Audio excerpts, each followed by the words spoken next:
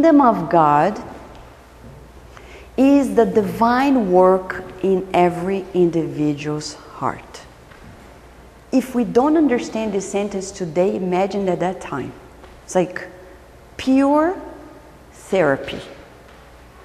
This is the treatment plan.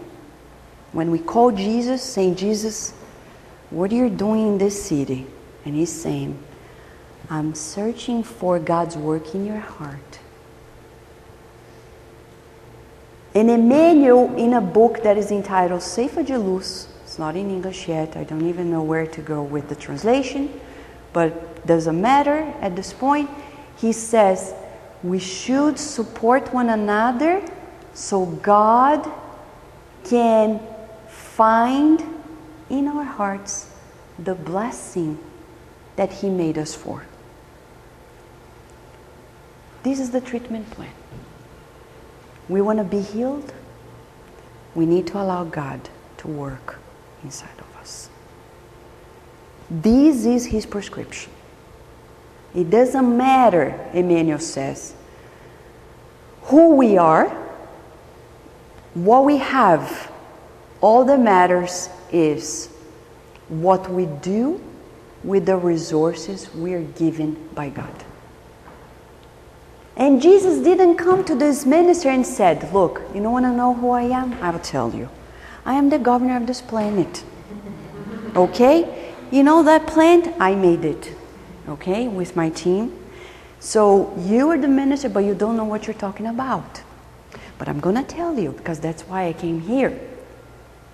And then the minister is doubtful, and he's like, okay, I'll give you proof. Flour to you. That doesn't work.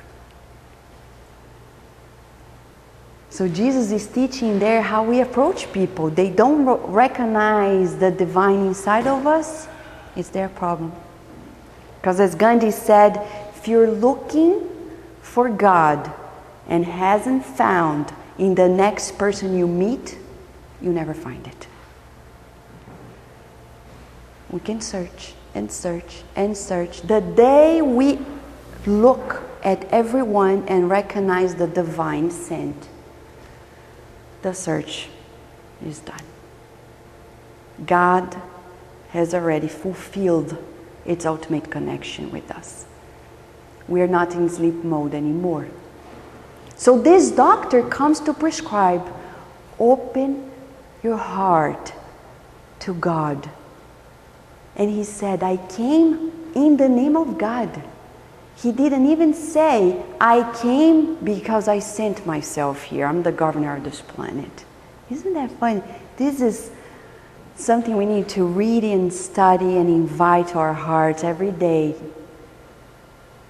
It will shift our approach with our children, with our partners, with our people at work, everything.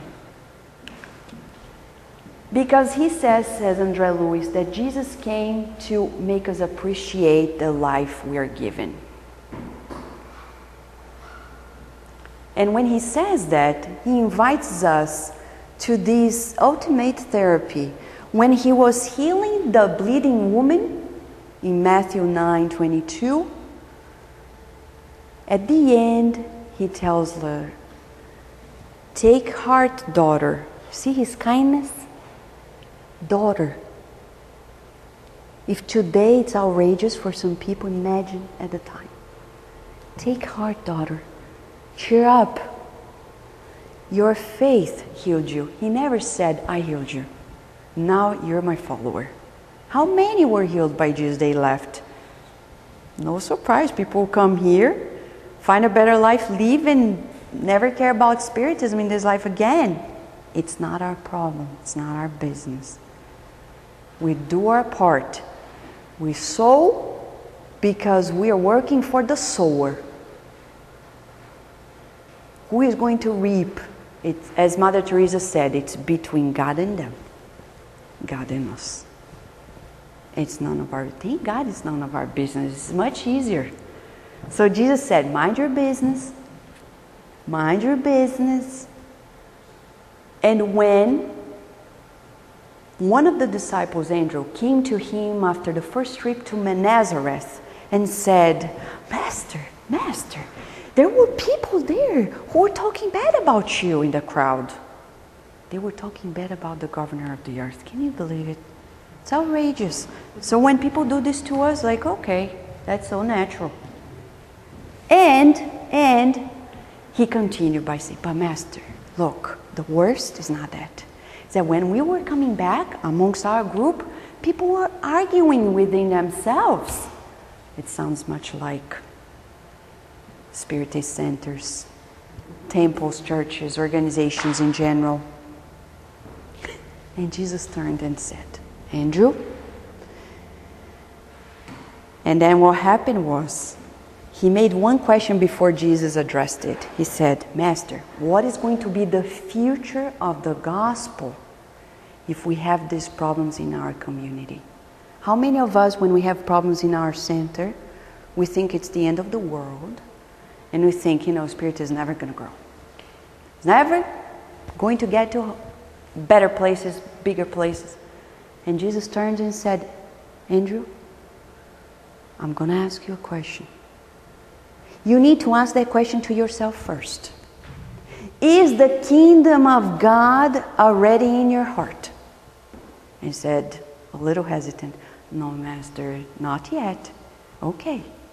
So it's the duty of everyone to not lose sight of their inner work. Now, let's do a therapeutic exercise. If I give this to you and say, don't lose sight of it, what does it mean if you have to go to the bathroom?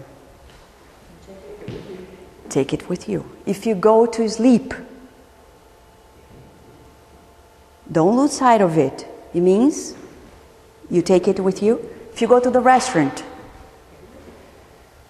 So Jesus said, don't lose sight of your inner work. Meaning, if I'm resting, I'm observant of my thoughts, feelings, actions, and words.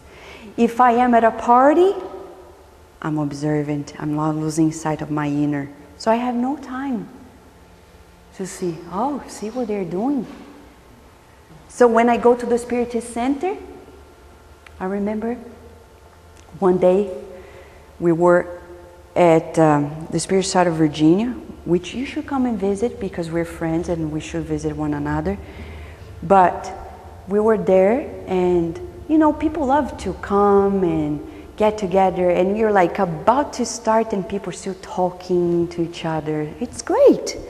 But like you smartly put a note there, and it's very important, we should tone down. And I was about to tell people kindly, but still the mentor said, no, don't say anything. And I said, no, but I need to tell them. No, you exemplify first. Don't lose sight of your inner work. You want them to do it, you do it yourself. You want everybody seated, but you want to be talking. So you sit down, you stay quiet, and you see how they do the same. I said, okay, are you sure? And I tried it. And I was impressed. Actions really teach us more than words. Sat down, and then, boom. Like, okay, learning. Don't lose sight of our inner work. Have we really accomplished it? Can we start demanding others? Jesus didn't do it himself. He was the governor. We never heard that he came to Caesar and said, come on, guys. I gave you the whole thing. The house, the planet, the resources. And you're doing this? He didn't. He had his work to do. We do too.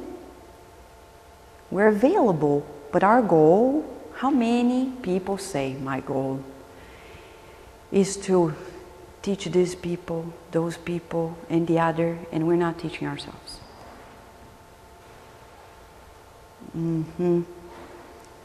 We teach by example first. And as St. Francis said, we may use words if necessary. if necessary.